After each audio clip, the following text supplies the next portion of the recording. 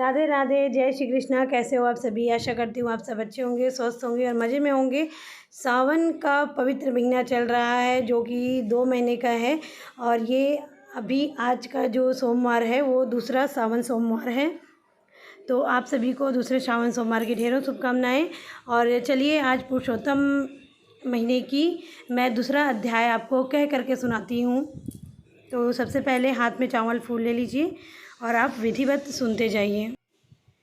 नारद मुनि का भगवान नारायण से परोपकार के लिए प्रश्न करना, है ना। सूत जी बोले, हे ऋषियों, मैं श्री सुखदेव जी के मुख से राजा परीक्षित को श्रीमद् भागवत की परम मोक्ष देने वाली कथा को सुनकर और राजा की मोक्ष प्राप्ति को देखकर उनकी कृपा से यहाँ आया हूँ, जहाँ आप सब दीक्षित ब्राह्मणों के धर्म यज्ञ कार्य में प्रयत्नशील हुए लोगों का दर्शन कर कृतार्थ हो गया हूँ।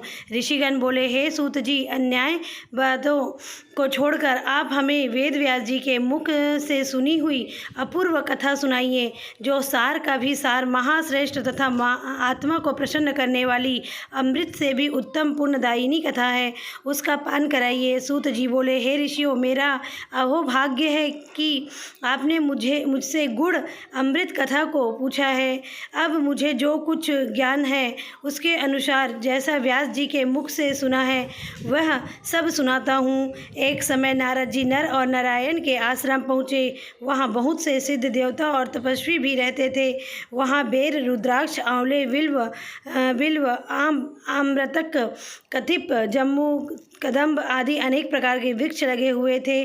जहाँ विष्णु भगवान के चरणों से द्रवीभूत गंगा और अलकनंदा भी बह रही थी। वहीं महामुनि नारद जी लोक चिंतन करते हुए जा पहुँचे। पर ब्रह्म ने मन लगाए हुए जितेंद्रिय नारद जी के संपूर्ण शरीर से प्रभा छिटक रही थी।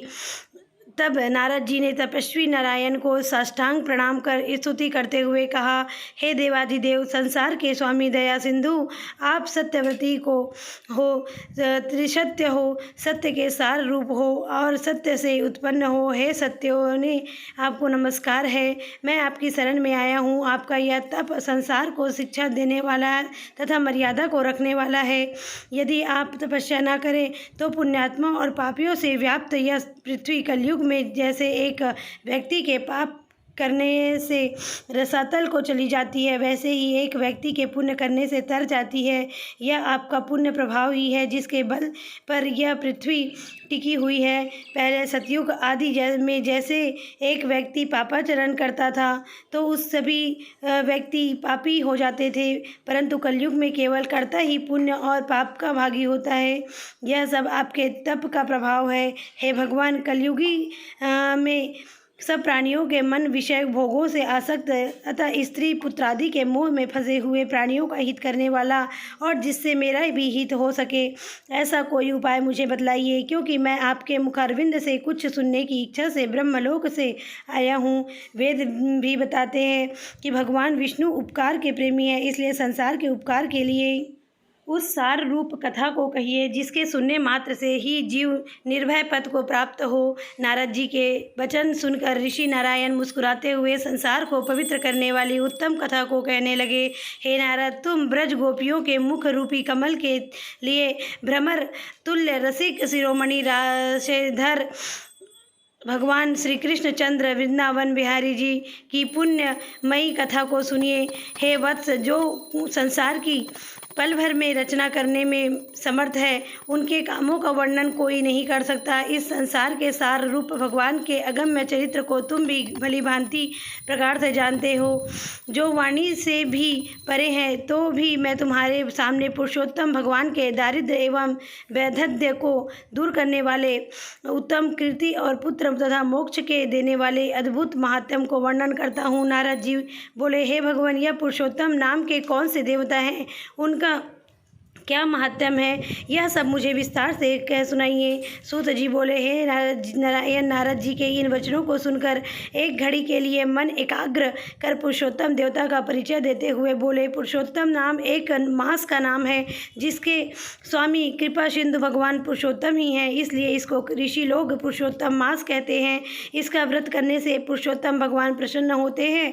नारद जी बोले, मैंने पृथक पृथक स्वामियों सहित चैत्र वैशाख आदि मास तो सुने हैं, किंतु हे नाथ, पुरुषोत्तम मास कभी नहीं सुना। यह पुरुषोत्तम मास कौन सा है जिसके स्वामी सिंधु पुरुषोत्तम कैसे हुए, सो मुझे कृपा करके बताइए। इस मास का क्या स्वरूप है, क्या विधान है, व्रत में क्या करना चाहिए, कैसे स्नान करना चाहिए, क्या दान करना चाहिए, जप पूजा उपवास आदि का क्या साधन है, जिसके करने से कौन से देवता प्रसन्न होकर क्या फल देते हैं।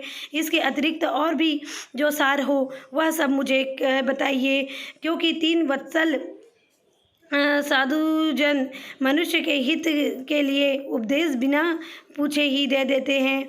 इस पृथ्वी पर जो लोग दूसरों के भाग्य के सहारे चलते हैं वे दारिद्री, दुखी, रोगी होते हैं और पुत्र की इच्छा करने वाला होते हैं, जिनमें कोई जड़, गूंगे, घमंडी, मूर्ख, कुचाली, मैले व फटे वस्त्र पहनने वाले, नास्तिक, लंपट, पर स्त्रीगामी, नीच, अति बुद्ध, पराई नौकरी करने वाले, निराश, मनोरथ पूर्ण न होने वाले, पराक्रमहीन, कुरूप, रोगी, कुष्ठी, अंगहीन, अंधे आदि होते हैं, तथा कोई इष्ट मित्र वियोगी, कोई स्त्री पुत्र आदि से दुखी, कोई माता पिता से हीन, कोई सुख दुख से ग्रसित, कोई दुर्बल तो कोई मनवांछित वस्तु से रहित है।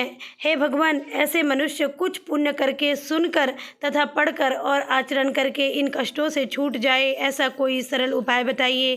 विधवापन, बांझपन, लूले लंगड़े, मानसिक कष्ट, रक्त पित्त रोग, मृगी, क्षय रोग, भगंदर, बवासीर, पथरी, संग्रहणी, खुजली आदि रोगों से ग्रसित और अन्य विविध दोषों में लोगों को देखकर मैं बड़ा दुखी हुआ हूँ। इसलिए हे कृपा सिंधु, आप मेरे ऊपर कृपा कीजिए और मेरे अनंतकरण की शांति के लिए हे सर्वज्ञ, सब तत्वों के ज्ञाता, कोई लोक कल्याण का उपाय भली भांति समझा कर कहिए। सूत जी बोले, नारद जी के संसार के हित करने वाले प्रश्न को सुनकर देवाधिदेव श्री नारायण चंद्रमा के समान शांति देने वाले मधुर शब्द कहते हुए बोले, बोलो सियावर रामचंद्र की जय, पुरुषोत्तम भगवान की जय। देखिए, यहीं पर हमारा आज का दूसरा अध्याय विराम होता है। कल से हम तीसरा अध्याय की ओर बढ़ेंगे। आप सभी को ये वीडियो और ये सुनकर पुरुषोत्तम मास के द्वितीय अध्याय की कथा आपको कैसी लगी ज़रूर बताइएगा। अच्छी लगी तो इसे ज़्यादा से ज़्यादा शेयर कीजिए।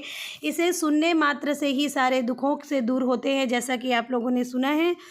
और जब भी आप सुने, भगवान को भावपूर्ण होकर के सुने, उनके लिए चावल फूल आप लेकर हाथ में संकल्प लेकर के ही पुरुषोत्तम मास की कथा सुने, चाहे मोबाइल पर, टीवी में, या फिर आप खुद पढ़कर क्यों ना सुने।